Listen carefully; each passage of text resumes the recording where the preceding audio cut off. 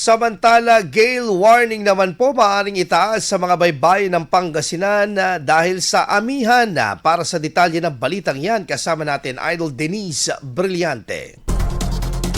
104.7 IFM Report.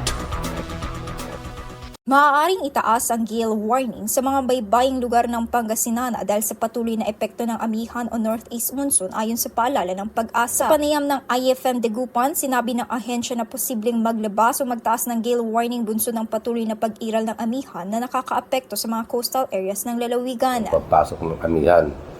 So that is yung pag-amihan, sinasabi natin na amihan, yan po yung malamig na hangin. Itong buwan ng January, nagkaroon na tayo ng mas ngaya yung sinabi nyo pong nag-enhance itong amihan. Ayon naman sa PDRRMO, wala pang naitatala na gale warning sa lalawigan simula noong linggo, Enero 25. Gayunman, iniulat na may katamtaman hanggang malalakas na alon sa dagat na may taas na humigit kumulang 8.20 hanggang 12.13 na talampakan. Dahil dito, patuloy na hinihikayat ng Pag-asa mga mangingisda at mga residente sa mga baybaying lugar na mag-ingat at manatiling nakaantabay sa mga weather bulletin at abiso upang matiyak ang kanilang kaligtasan. Kasama mo mula rito sa IFM News Dagupan, ito si Idol Denise Brillante Tatak. IFM IFM News. IFM News.